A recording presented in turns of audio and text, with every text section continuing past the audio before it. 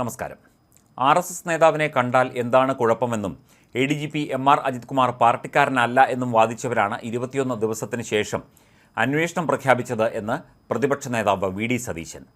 മലപ്പുറം ചുങ്കത്തറയിൽ മാധ്യമങ്ങളോട് സംസാരിക്കുകയായിരുന്നു അദ്ദേഹം. മുഖ്യമന്ത്രി പിണറായി വിജയന്റെ ദൂതനായി ADGP MR Ajith Kumar RSS നേതാവിനെ കണ്ടു എന്ന ആരോപണം സെപ്റ്റംബർ 4-നാണ് പ്രതിപക്ഷം ഉത്തരവാദിത്തത്തോടെ ആരോപിച്ചത്. ആദ്യം രണ്ടു കൂട്ടരും നിഷേധിച്ചെങ്കിലും പിന്നീട് സമ്മതിച്ചു. കണ്ടാൽ എന്താ കുഴപ്പമെന്നും അജിത് കുമാർ പാർട്ടിക്കാരനല്ല എന്നും വാദിച്ചവരാണ് 21 ദിവസങ്ങൾക്ക് ശേഷം അന്വേഷണം പ്രഖ്യാപിച്ചത്. 2023 മെയ് മാസത്തിലാണ് അജിത് കുമാർ RSS നേതാവിനെ കണ്ടത്. അക്കാര്യം മുഖ്യമന്ത്രി അറിഞ്ഞില്ലേ? അറിഞ്ഞില്ലെങ്കിൽ ആ സ്ഥാനത്ത് ഇരിക്കാൻ മുഖ്യമന്ത്രി യോഗ്യനല്ല.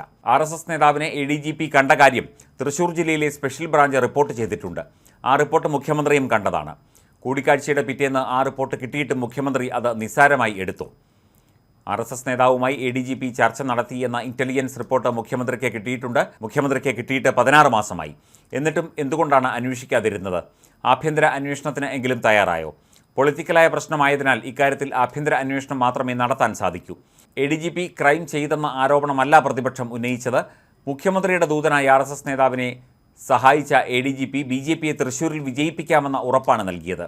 പകരമായി ഇങ്ങോട്ട് ഉപദ്രവിക്കരുത് എന്നും അഭ്യർത്ഥിച്ചു. മുഖ്യമന്ത്രിയുടെ ദൂതനായി പോയതുകൊണ്ടാണ് ഇത്രയും കാലം ഇതേക്കുറിച്ച് അന്വേഷിക്കാതിരുന്നത്. ഇതിലെ ഒരു പ്രതി മുഖ്യമന്ത്രിയാണ്. അതേ മുഖ്യമന്ത്രി തന്നെയാണ് ഇപ്പോൾ അന്വേഷണത്തിന് ഉത്തരവിട്ടിരിക്കുന്നത്. പൂരം കലക്കിയതിന് നേതൃത്വം നൽകിയ അജിത് കുമാർ അതേക്കുറിച്ച് അന്വേഷിച്ചതുപോലുള്ള പ്രഹസനമാണ് ഈ അന്വേഷണവും. പൂരം നടക്കുമ്പോൾ ക്രമസമാധാന ചുമതലയുള്ള ADGP തൃശ്ശൂരിൽ ഉണ്ടായിരുന്നു എന്ന പ്രതിപക്ഷ ആരോപണം ഇതുവരെ ആരും നിഷേധിച്ചിട്ടില്ല. മുൻകാലങ്ങളിലെ പോലീസിൻ്റെ പ്ലാൻ വലിച്ചെറിഞ്ഞ് അജിത് കുമാർ നൽകിയ പ്ലാൻ അനുസരിച്ചാണ് പൂരം കലക്കിയത്. പൂരം കലക്കാനുള്ള പ്ലാനാണ് അജിത് കുമാർ നൽകിയത്.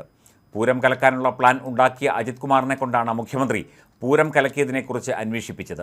അതേ പരിപാടിയാണ് മുഖ്യമന്ത്രി കൂടി പ്രതിയായ RSS നേതാവുമായുള്ള കൂടിക്കാഴ്ചയെക്കുറിച്ചുള്ള അന്വേഷണത്തിലും നടക്കുന്നത്.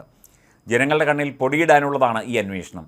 പ്രതിരോധത്തിലായ CPM-ഉം സർക്കാരും അതിൽ നിന്ന് രക്ഷപ്പെടാൻ വീണ്ടെടുത്ത് കിടന്ന് ഉരുളുകയാണെന്നും VD സതീശൻ പറഞ്ഞു. PV അൻവറിൻ്റെ ആരോപണങ്ങളിൽ പകുതി അന്വേഷിക്കുമെന്ന മുഖ്യമന്ത്രിയുടെ നിലപാട് ഇരട്ടത്താപ്പാണ്.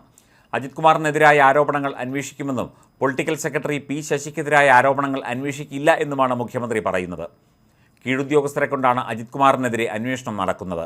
അന്വേഷണങ്ങളിൽ ഒരു പ്രസക്തിയുമില്ല. എന്തൊരു പ്രഹസനമാണ് മുഖ്യമന്ത്രി! മുകേഷും രഞ്ജിത്തും രാജിവെച്ച് ഒഴിയേണ്ടതാണ് എന്ന നിലപാടാണ് പ്രതിപക്ഷം സ്വീകരിച്ചത്.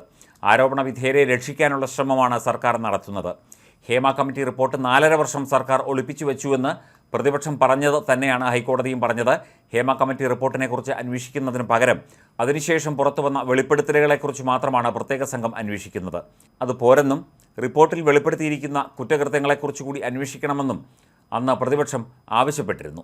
മലപ്പുറത്ത് വിദ്യാർത്ഥികളുടെ TC നഷ്ടപ്പെട്ട സംഭവം ഗൗരവത്തോടെ അന്വേഷിക്കണം.